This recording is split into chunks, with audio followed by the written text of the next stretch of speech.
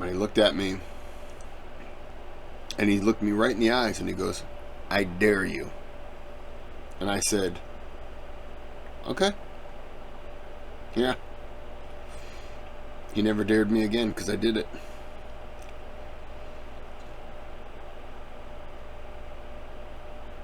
Hey, what's going on? I'm Kris. This is Belisarius. This is the last battle. This is 6 of 6. Hope you have your classic cola, your honey wheat pretzels, cream cheese, soda with some ice. You're ready to roll. This is a 30-minute video, so I'm not going to pause a whole lot. I'm just going to I'm going to pause a whole lot, let's be honest. I'm going to ask a lot of questions. I get to drinking, I get curious. So, right now we know it's 5:44, and we know that Belisarius was screwed over at the end of the last video, which really pissed me off. But now he's called back, and he's gonna battle. That's where we are, and let's get on with the video. 4 AD. Eastern Roman General Flavius Belisarius and 4,000 I'll never get over the name. I love it. troops have arrived at Salona, poised to cross the Adriatic to Italy. 4 years have passed since Belisarius' great victory over the Ostrogoths. But in his absence, the Eastern Roman position in Italy has collapsed. After several coups and assassinations, the Goths have chosen a new king to lead them. A brilliant warrior who is also wise and active. His name is Totila. While Emperor Justinian had been distracted by the war in the east and ravages of plague, Totila had attacked. He swept to victory against a demoralized Roman army that had been left without pay or supplies and led by corrupt, squabbling generals. Many Romans chose to switch sides rather than fight. Much of what Belisarius had achieved in 4 years of campaigning is undone. Only Rome and a few other cities and ports are still in Roman hands. Belisarius, veteran of great Roman victories against Persians, Vandals and Ostrogoths, will face his toughest campaign yet. A struggle once more for Italy, against the odds, and against a formidable enemy.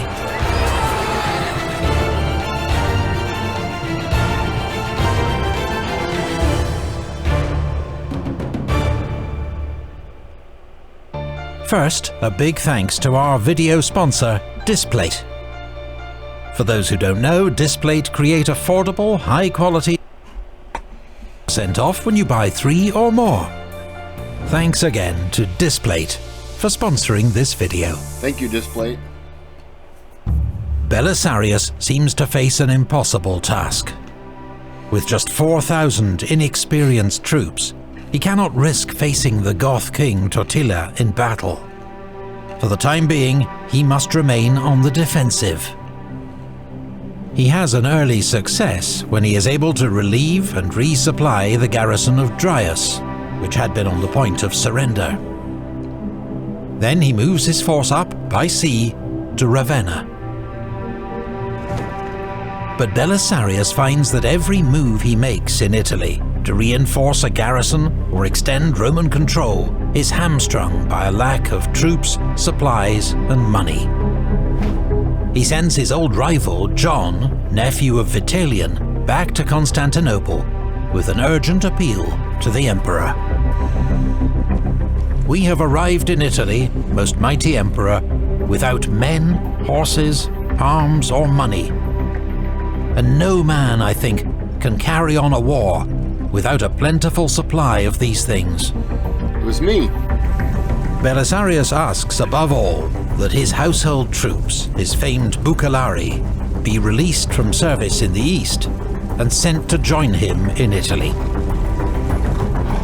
Belisarius... They were taken away from him because of some garbage.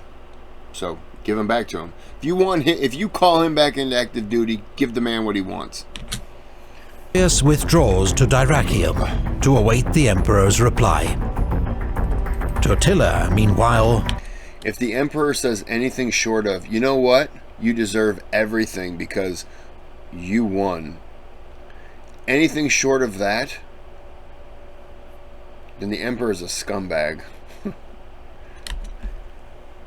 tightens his grip on central Italy, and in late 545, he advances on Rome.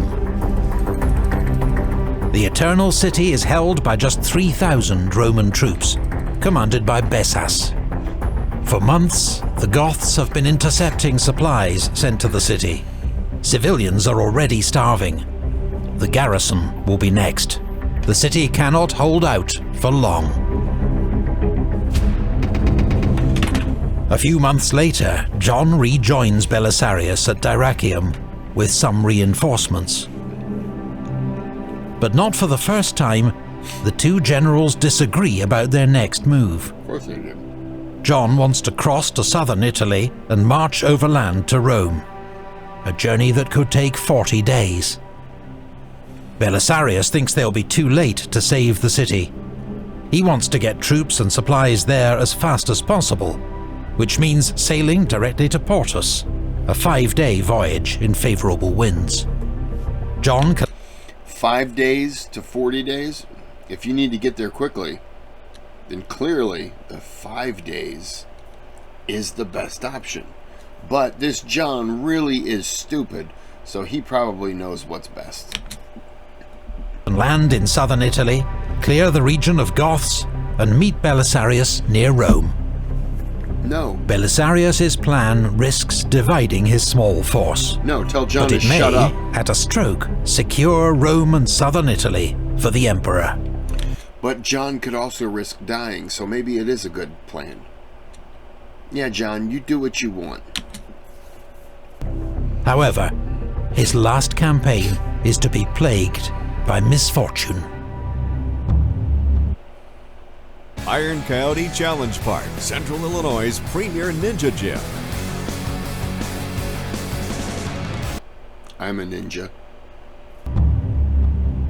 When Belisarius arrived in Italy, things went wrong with him daily, for he had clearly incurred the enmity of heaven.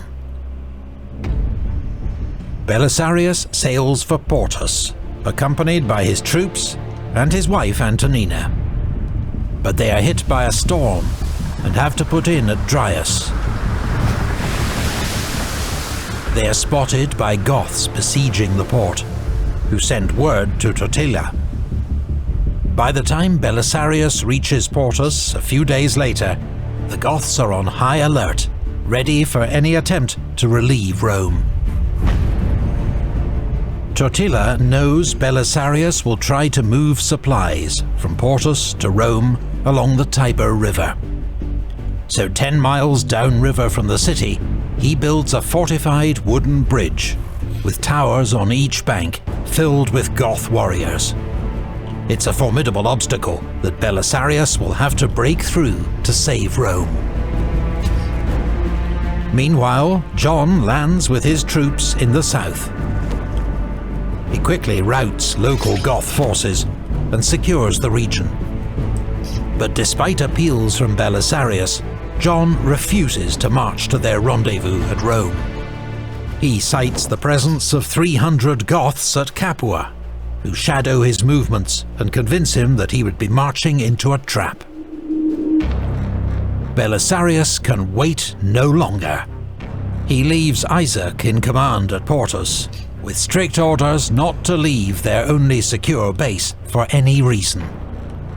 He also sends word to Bessas in Rome, ordering him to make a diversionary attack on the Goth camp.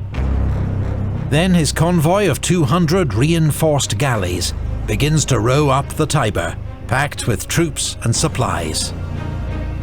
An infantry force supports them on the right bank. After clearing an iron chain that lay across the river, they reach Totila's fortified bridge. Thanks to skilled reconnaissance, Belisarius not only knows its location, but its exact dimensions. He has built a... Wow.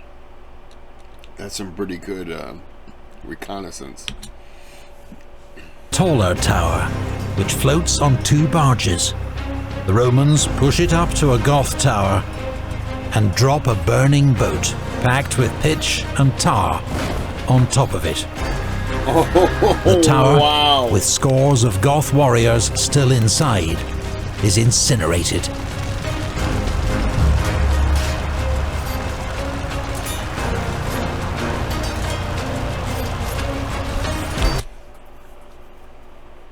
Please don't take this the wrong way. But that has to be the coolest thing I've ever heard. And I'm not saying, you know, I'm not trying to diminish the people who died. Terrible. R.I.P. to them. But, dude, you built a, to scale, you know, siege tower, we'll call it, on a boat. And then you put a burning boat on top of it. And you set the thing on fire. I mean, just... I want to stand and put my hand over my heart. I want to sing the Pledge of Allegiance to this man. I don't know. Like, this is amazing to me. This is one of the most amazing... And you know... I feel bad for the people who died, but clearly it's a war. People die. But this, I'm not kidding at all, is the coolest thing. I want to replay this part just to hear him say it again. This is awesome. Goths now race from their camp to join the battle and throw back Belisarius' river assault. Probably too late, aren't they? Heavy fighting breaks out around the wreckage of the bridge. But there is no sign of the diversionary raid by the garrison of Rome. Bessus, it will emerge, has decided not to risk his own men. Oh my god. So he's asking you to do him a solid by starting a diversionary fight so he can get his men up to help you. And you've decided, I don't want to risk my men's lives. What are we fighting for, man? Aren't we all in this together? We are all on one side, right? Oh my gosh. Belisarius' troops gain the upper hand and start to dismantle the bridge. But then a messenger arrives with news that the Goths have captured Isaac, left in command at Portus. Belisarius, for once, seems to lose his usual cool head. He assumes Portus has been captured, along with his wife and the army's only refuge. Without waiting for more information, he turns his entire force around to launch an immediate attack to retake Portus. But when Belisarius gets there, he discovers that Portus is quite safe. Despite his orders to stay put, Isaac had been captured, leading a reckless attack on the Goths in pursuit of glory. Now, crucial moments have been lost. The Goths are reinforcing their position. To renew the attack would be futile. Belisarius' attempt to save Rome has failed. He got so scared that his wife was going to be... I get it. I get it. It's a terrible thing to say what I'm about to say, but you have to sacrifice your wife in that moment. And it's a terrible thing to say. I get it. But she is not... You may love her to death. I get it. But she knew the risk when she came on that boat. And, you know, you're doing this for country.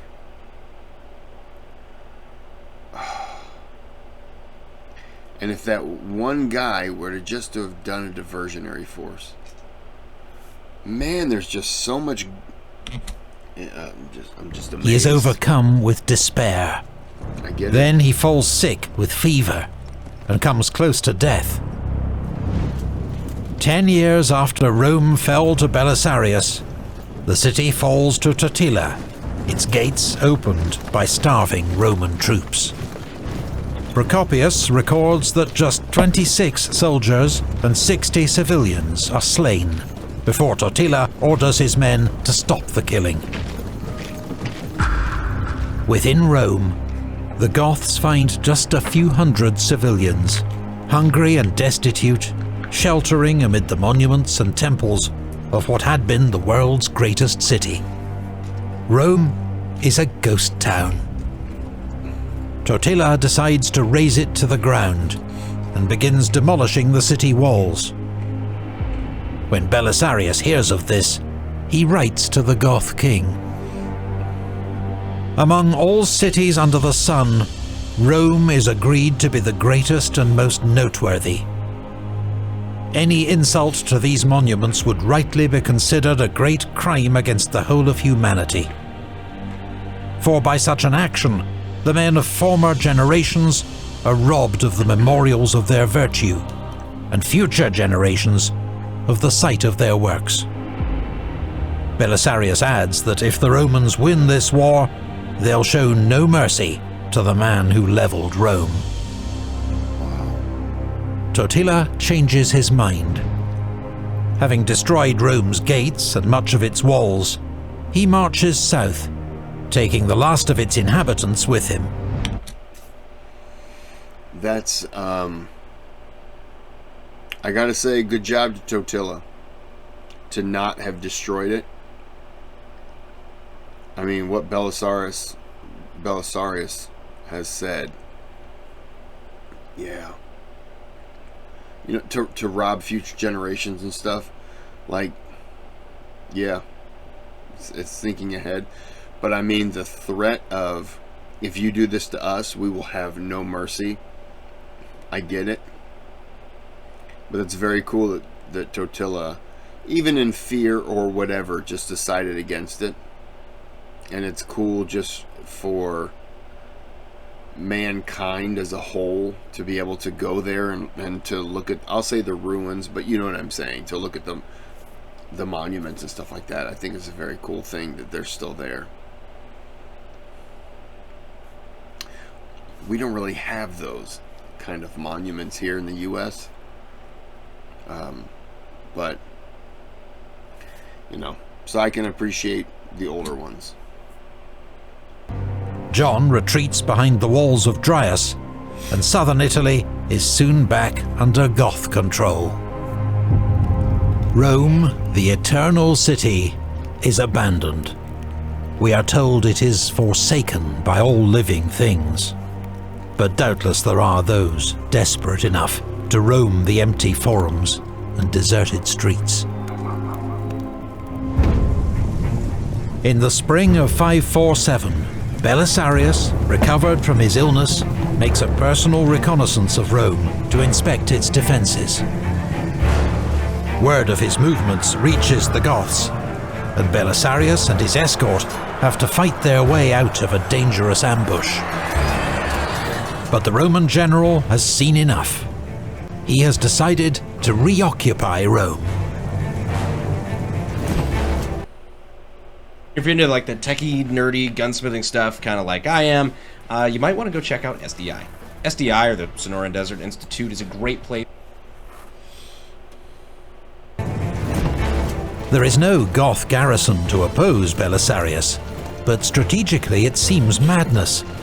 How can he expect to hold the empty city?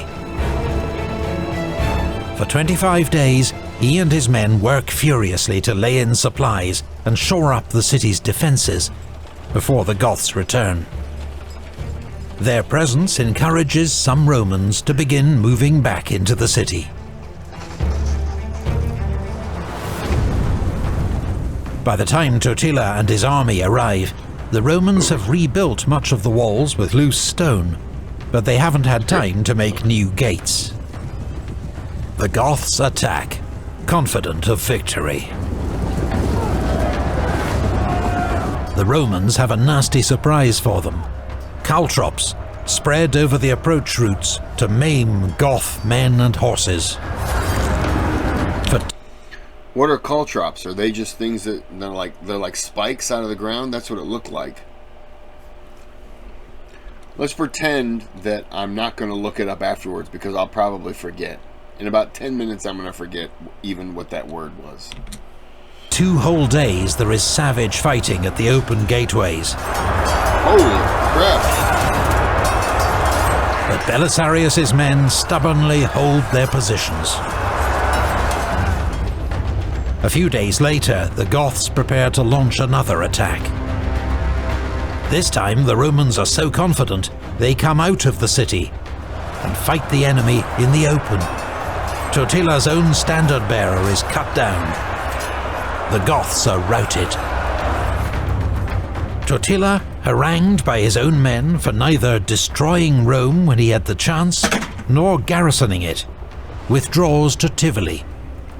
At last, Roman fortunes seem to be on the rise. There's more good news when Emperor Justinian decides to send Belisarius more reinforcements, around 2,500 men. Belisarius is ordered to link up with them at Tarentum, before re-establishing control of southern Italy. He sails from Portus with 900 picked men. But once more, ill winds force him off course, and he has to land at Crotone, a hostile shore. Despite their experience, his cavalry fail to set sentries while out foraging for supplies, and a large force of Goth cavalry takes them by surprise. The Romans are outnumbered 4 to 1. Many of Belisarius' best men fall in the fighting.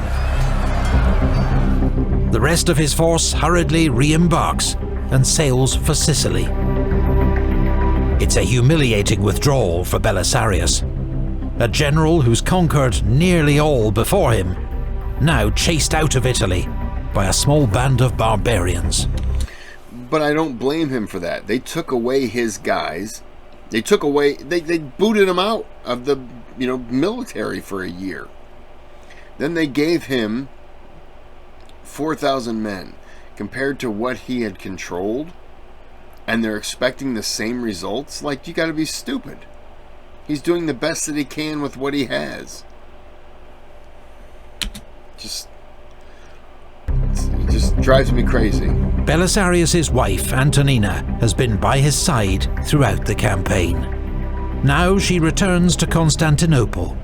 As a close friend and confidant of Empress Theodora, she hopes that in person she can persuade her to send Belisarius the troops and supplies he so desperately needs. Yes. I was really scared there for a second that they were going to say she wanted a divorce or something like that, like she wanted to leave him.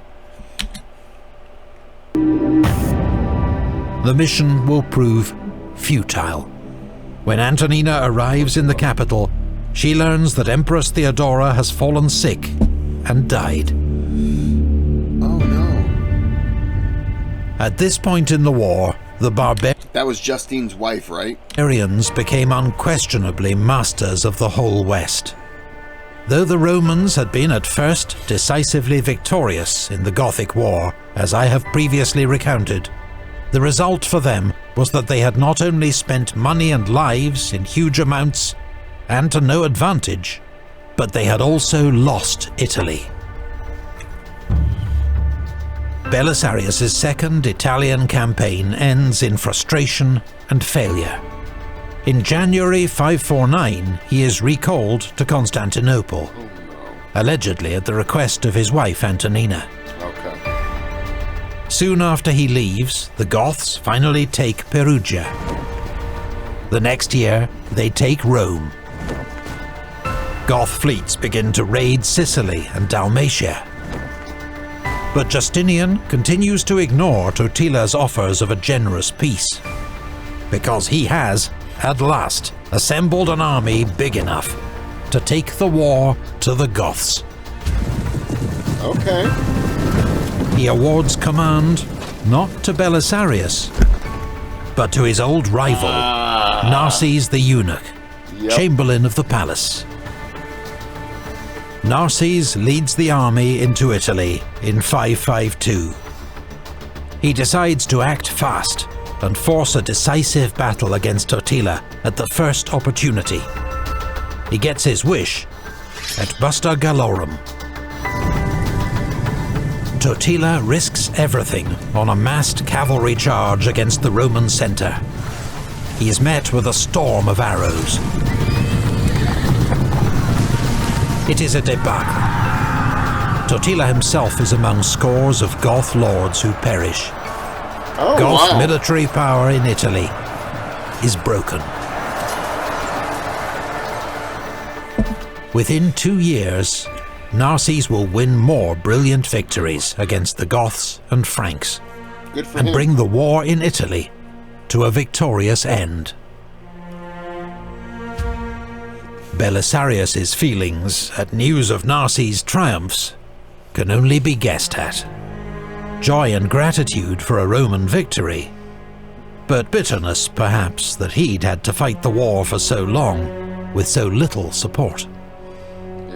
After 25 years commanding Roman troops, Belisarius' military career seems at an end.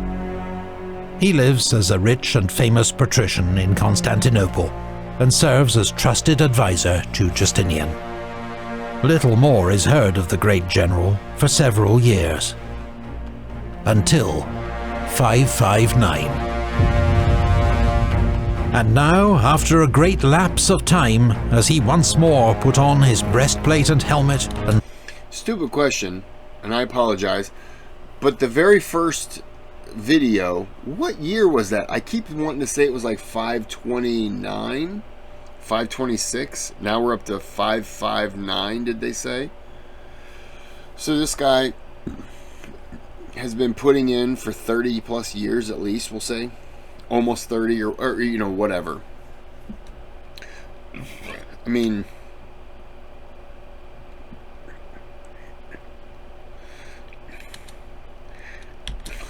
donned the familiar uniform of his younger days. The memory of past exploits came flooding into the old man's mind and filled him with youthful ardor.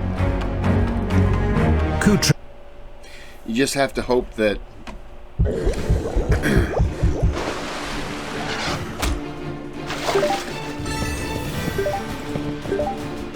shit, is there a wolf man? Kutriga. You just have to hope that his time away, and this happens to everyone. This happens to, this is a terrible example, Chris, why are you using this? But I'll use this for coaches of, I'm an NFL fan. Stick with me, please, on this, okay? You have guys that are ahead of their time, right? And I'm not saying Belisarius was, but he clearly was a very good leader. But as time goes on, you learn how to fight against them, how to counter against them.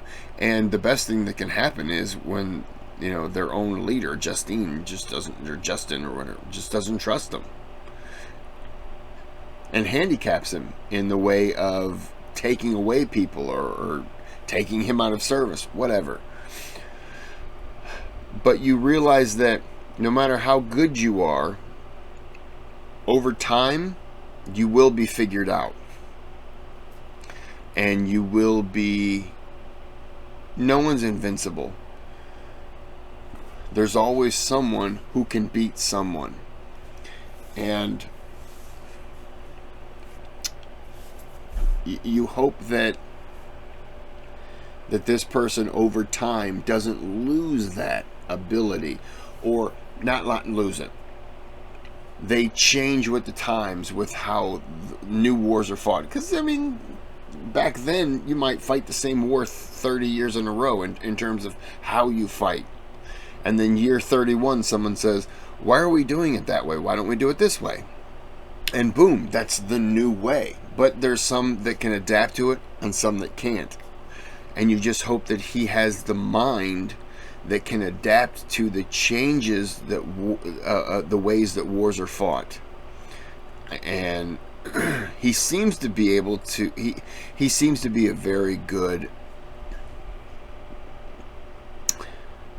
what's the word? Just a good leader, just somebody who, you know, instills confidence in people. And with being away for so long, you have to question, is it still there? He's still a name. He reminds me, for the U.S., he reminds me of,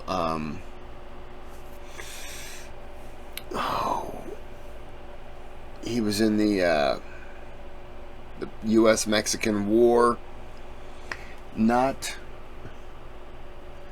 Zachary Taylor. Oh, what was his nickname? Old Fuss and Feathers? I apologize. I have to get this name.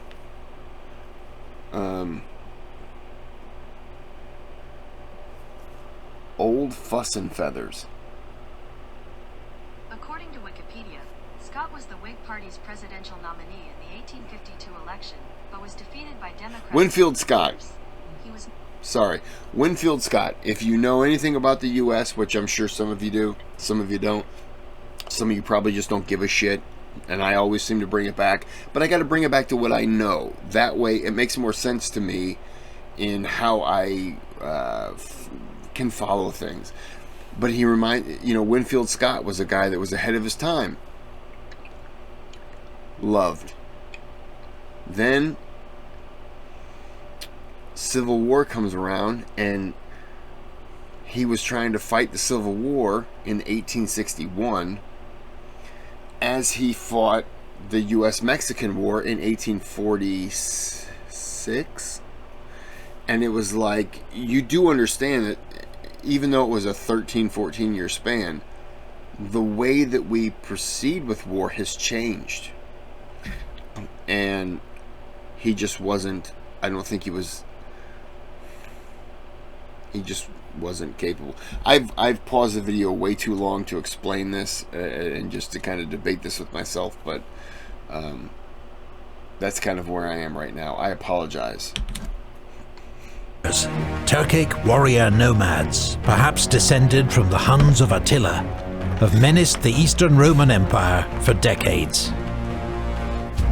Justinian uses a combination of bribes, fortifications, and shrewd diplomacy. Justinian. I keep calling him Justina. My apologies. Justinian. To keep them at bay. The system does not always work. In 559, their chief, Zabagan, leads the Kutrigers south across the frozen Danube. Zabagan. They split into 3 groups. Zabagan himself leads 7,000 men towards Constantinople. They bypass the outer fortifications, the long walls, which are crumbling and undefended. There are hardly any troops in Constantinople, and as the Kutrigers draw near, panic spreads. Justinian knows there is one man in the city he can rely on. He summons Belisarius and orders him to take charge of the city's defense. The great general, now almost 60, gathers 300 veterans and a crowd of citizen volunteers and marches out to face the enemy. He sets an ambush for the advance party of 2,000 Kutrigers.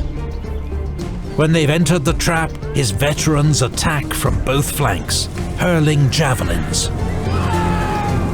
Then Belisarius leads forward his main force in a head-on charge.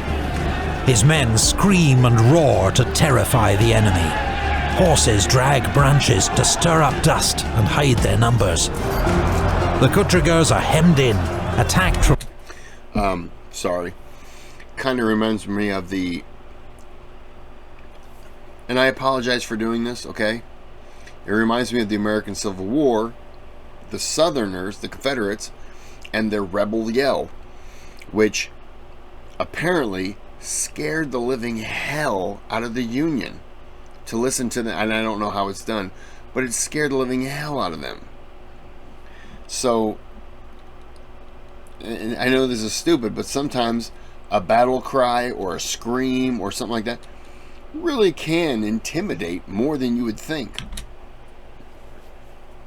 All sides, unsure of the enemy's strength, they panic and flee. In the words of the historian Agathias, the Romans followed them in an orderly and disciplined pursuit, making short work of all they could lay their hands on. The barbarians were slaughtered in great numbers as they galloped away, without even turning round to look back. Belisarius has won yet another famous victory. Yet 3 years later, after a failed assassination plot against the emperor, he finds himself in disgrace once more. What? Under interrogation, the conspirators name members of his household, who in turn implicate Belisarius himself. What? It's flimsy evidence, but Belisarius is persona non grata for 7 months, before Justinian restores his honours. Okay, no offense, but Justinian can suck a bag of dicks, because I'm getting tired of him. You can't treat him like this. Watch the 29th minute of this video. They're like, and Belisarius was guilty of all of it. I'd be like, oh shit. This incident spawns a medieval legend that, as punishment, Justinian had Belisarius blinded, and he became a beggar at the gates of Constantinople. What? The story was a favourite of 18th century neoclassicists, with its dramatic themes of tyranny, injustice, and charity. But there is no contemporary evidence to support it. Okay. 3 years later, a single line in the Chronicle of Theophanes records the death of one of Rome's greatest generals. Oh no. In March of this year, in the 13th indiction, Belisarius the patrician died in Constantinople, and his property accrued to the imperial house of Marina. Nothing more is said. The year is 565. Belisarius would have been in his mid-60s. The fate of his wife, Antonina, is not known. As for Procopius, After all he gave to this country, and that's all that's mentioned, and I understand that's, but that's all that's mentioned of him. Wow. his great work, History of the Wars of Justinian, is published in the 550s, within the lifetime of Justinian and Belisarius. It is an astonishing achievement, from an author who witnessed many of its major events and knew many of the great figures involved. It comes to be regarded as one of the greatest and longest histories to reach us from the ancient world. But Procopius also writes another account of these times, unpublished in his lifetime, known as the Secret History. Okay. In its introduction, he writes, "I have been forced to conceal the real causes of many of the events recounted in my former books. It will now be my duty, in this part of my history, to tell what has hitherto remained untold." Uh-oh. What follows is a scandalous assault on the reputations of Theodora and Justinian, Antonina and Belisarius. Oh, okay, good. Procopius describes the imperial couple as vicious, scheming, and above all, greedy for money. He asserts that Theodora had been a notorious prostitute in her youth, and that Justinian is possessed by demons. Okay. Antonina, he claims, is a serial adulterer who holds the pathetically devoted Belisarius under her spell. Many of their actions, even major strategic decisions, are attributed to self-obsession, lust, and manipulation. The secret history remains little known for 1,000 years, until a manuscript copy is found in the Vatican Library and published. Historians have debated its contents ever since. A common view is that this work stems from Procopius's later disillusionment with Justinian's rule. The wars, taxes, and crucially, the influence of Theodora and Antonina. For it is a ferociously misogynistic attack, in which women are insatiable, scheming, deceptive, and vengeful. But it is also clear that much of the secret history is deliberate hyperbole and parody, not to be taken literally, or perhaps even seriously. Emperor Justinian died 8 months after Belisarius, in 565. In such an age, to reign 38 years and die in bed aged 83 was itself an astonishing achievement. His funeral, an event of stunning magnificence, saw him laid to rest in a golden tomb within the Church of the Holy Apostles in Constantinople. Can you visit his grave today? I mean, is it not a pilgrimage, but is it a place where you can go today? I'm sure you can. He left a Roman Empire that stretched from the Caucasus to the coast of Spain, from the Alps to the Atlas Mountains. These conquests came at a vast cost in lives, treasure, and human suffering. Nor could they be sustained. 3 years after Justinian's death, the Lombards fell upon Italy, conquering most of the peninsula. In the 7th century, Avars and Persians advanced to the walls of Constantinople, before the tidal wave of Muslim Arab conquest swept away much of the empire. It has been argued that Justinian's costly wars left the Eastern Roman Empire exhausted, unable to resist these new threats. But recent assessments place more emphasis on the blunders of his successors. Justinian had been immensely fortunate to be served by one of the great generals of Roman history. Yes, I agree. Even though he did not always repay his loyalty.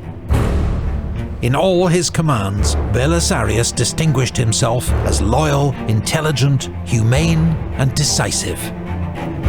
He was a skilled tactician who defied the odds at Dara. He waged a hearts and mind campaign to retake North Africa almost without loss. He liberated Rome and held it in 2 desperate sieges. He has been called the last Roman. The empire would see few generals of his stature again.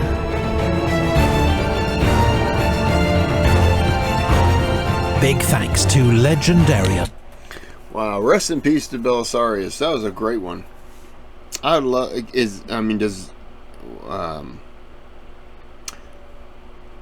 Can you visit his grave? Because I think that would be a worthy trip.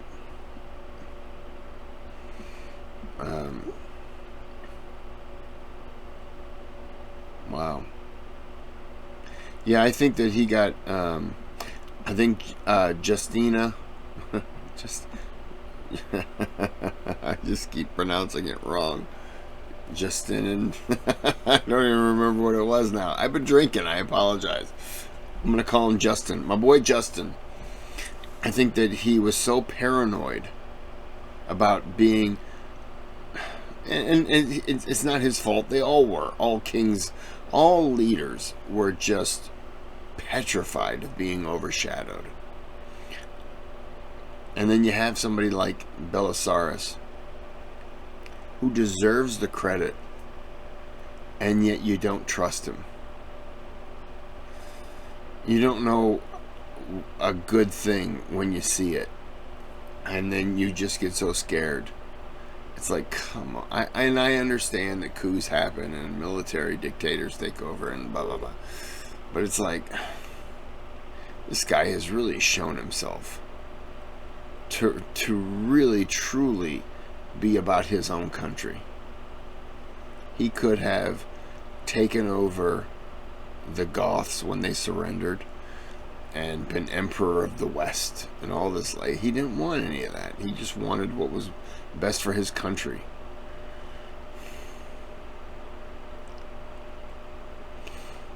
Anyways, so this is the end of Belisarius. It was really good. I feel, you know what's sad? He died, what, 1,400 years ago? And I feel bad. I'm just like, ah, poor guy. But it was really good. I'm glad somebody suggested this, because I'd never heard the guy before. But it was very good. Oh well. Sorry. I had a breaking news thing. Well, I'm going to end this here, and I'm going to call it a night, because it's 8:16 p.m. On August 2nd, Tuesday, August 2nd. And I have to go in early tomorrow, so I just have to take a shower, because I still stink. But you don't know any of that, so it doesn't matter. By the way, you don't even know that I'm actually just, right now, I'm just chilling in my underwear. It's true. I'm not going to stand up for you. Yeah. Most of the time I am. Because I get home after work and I change. Probably shouldn't have told you that. But I did. Would you like to see? Alright, here goes. I'm kidding. I'm not going to show you. It's a little too much. I got a couple boo-boos on my knee, though. You don't care about this. I'm just going to end the video now. I'm sorry. Alright. This was really good. I do appreciate this. I'm going to do Hannibal next, was someone pointed out. And I also wanted to do... Oh, was it on here? Yes, I want to do Alexander the Great.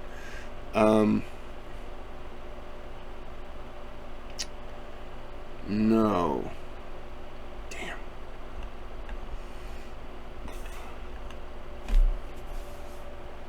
Damn it. I want to do Hannibal and then something else. There was something else I was going to do. Oh, Suez Canal. Or, I'm sorry, Suez Crisis. I'll jump into that too, because I thought that would be pretty neat. I know that... No, I don't know. I completely don't know what I was just going to say, because that was totally unrelated. Any of this does not matter to you. I have been drinking, and I am tired. I want to take a shower, and I have to go to bed about 18 minutes ago. So I'm going to call it right here. Thank you for watching. Have a good day. Have a good night. And I apologize for all the pauses and the questions that I ask and all that. I'm a sweet boy who just wants to learn. So, and I drink a lot when I watch the videos anymore. I'm sorry. Have a good day. Have a good night.